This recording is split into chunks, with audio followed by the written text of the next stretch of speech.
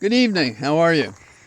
Well, it's in the 70s. It's overcast. It rains off and on, but it's pretty pleasant otherwise. And I thought I'd talk about, encephalitis.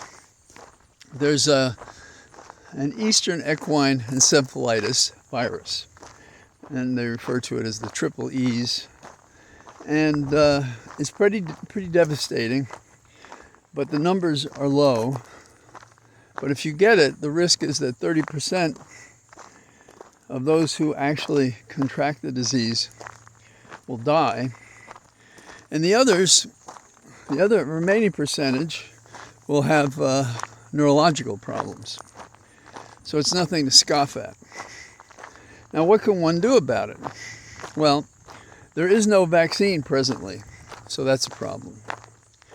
And the notion is to not be out from dusk to dawn doing anything, because global warming and other environmental factors and what people do has increased the risk, because there's a more extended period because of the warmth when mosquitoes are available. Now, the mosquitoes get them from birds, and the birds get them from elsewhere, and it's in South America and Central America, and it's here. So we have people who will listen, and not every state is concerned about it, but the ones that are Massachusetts, New Jersey, New Hampshire, where there's been a recent death, Vermont, and Wisconsin. So the parents in a town in Massachusetts don't want to do anything to interrupt their children's practices. Now, the smarter ones, that is both parents and students, are stopping their practice, say at 5:30 or so, if 6 o'clock is dusk. But they're trying to err on the side of stopping these things early. They want the kids to wear mosquito repellent. They want them to wear long sleeves. And they want to be very careful. So it makes me think of what Trump did to so many in a much more dangerous situation that Trump knew was dangerous. I'm not saying it would be great if he didn't know, but he did know, and we know that because he is on tape saying so to Woodward.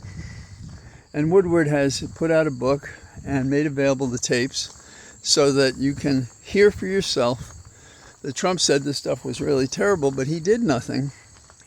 And some level the number of deaths at 500,000 because he did nothing, and others more than that. So he was slow to the panic caused by COVID. And I think his thinking was that to run for office, business had to be booming. And, well, if some people had to die on the way to that, that's just the way it is. Now, he was a madman. He still is. He's an anti-vaxxer, obviously, depending on the day you get him. And the most prominent anti-vaxxer of maybe anything is no less than Robert Kennedy Jr. So the Republicans have decided on a team of dumb and dumber. Isn't that something? Now, it is clear, because of the inconsistency, as a lawyer, when people ask, how do you cross-examine a witness to show they're telling the truth or they're lying? And there are similar ways. Now, if they're lying, you find a prior inconsistent statement.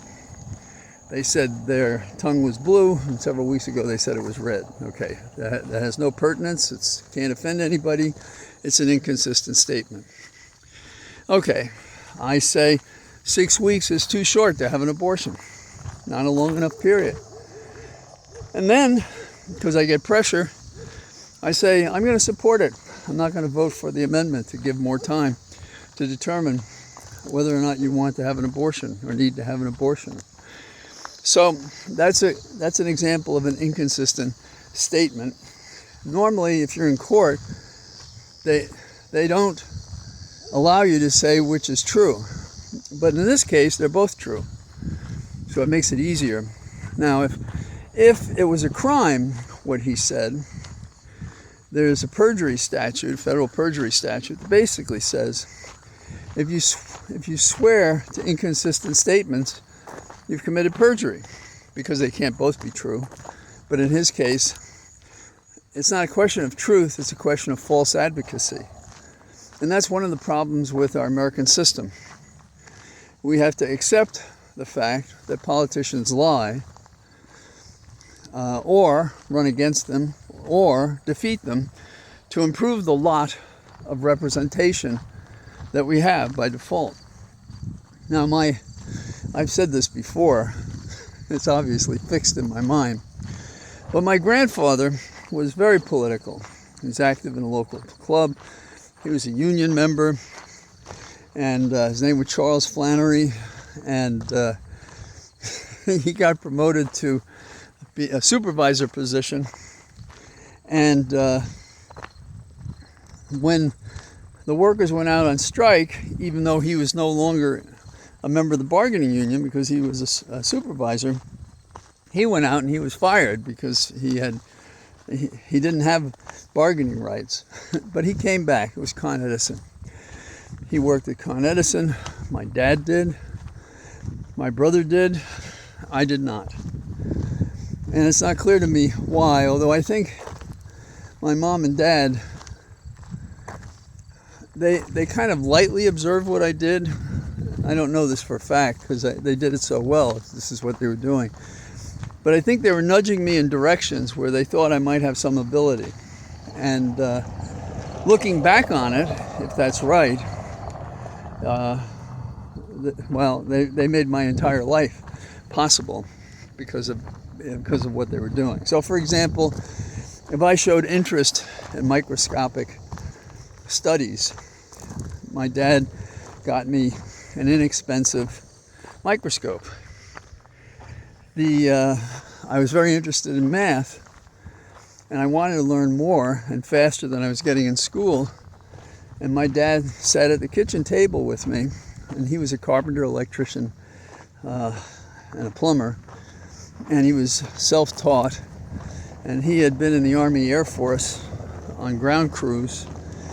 And so whatever truant he may have been when he was in high school, he had put that behind him by the time he was raising my brother Charles and I. So they steered me toward these things. So what happens is you look at things in a more, scientific way.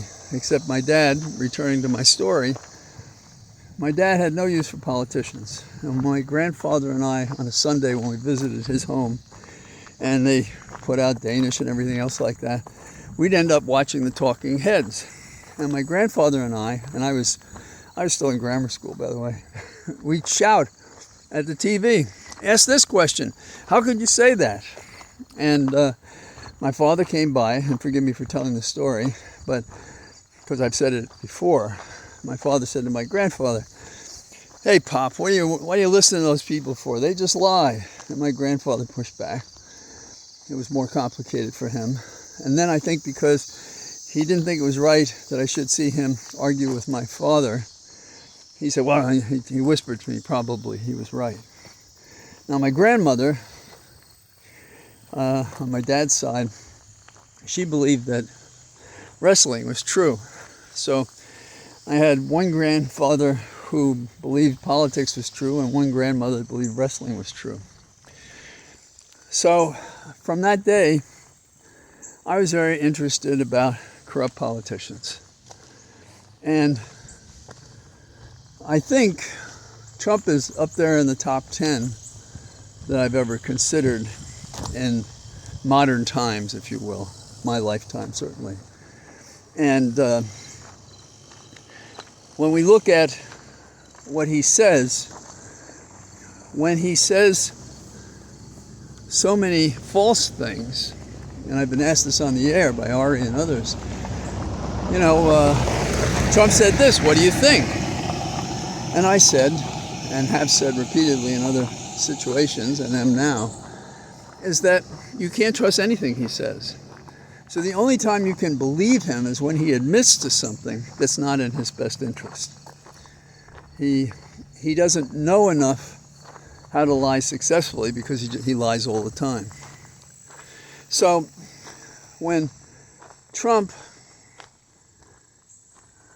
was against doing anything, putting a light inside of a person and crazy stuff like that, it sort of shows that he's found kin in RFK Jr., whose belief system is kind of like that. So is that the kind of guy we want as president of the United States? One that doesn't have the capacity, if one understands the problem, to act upon it. Now, the COVID situation, he knew, because he told Woodward this was terrible, and it was on tape. So he knew what he did was wrong, that is, doing nothing.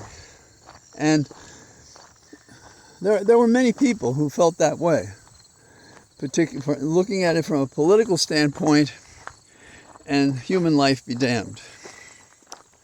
Now, in this context, we have other examples around the world. I guess as recently as yesterday, Netanyahu, his army fired a missile at an aid convoy in Gaza, and they killed 4. Now, is that the inclination of a man of peace? Sometimes I sign off to people in Latin, ite in pace, go in peace. Netanyahu does not go anywhere in peace. He fights his parliament, he fights the courts, he fights the Palestinians, he resists us who give him strength and power in terms of weapons and funds, and disrespects our genuine concern that peace be made a priority, pace, before Hezbollah and Lebanon and Iran and Syria all decide to turn this into a world war with the support, who knows, of China and Russia. That's what's at stake. So, it's not a small matter, but I think there's a value from time to time taking bite-sized pieces of what's wrong with Trump and Vance in a precise way, a more specific way. Nobody has to agree with me, but obviously I believe what I'm saying. I think the facts are there, the data points are there, and I think this should be part of our public discussion. Am I going to risk somebody giving me bad advice that would put my life at risk? If not the triple E encephalitis that threatens in smaller numbers, what if it's a strain of COVID and he's president again and he doesn't have the vaccine for us? And he say, don't worry about it, just go out there and risk it. Now,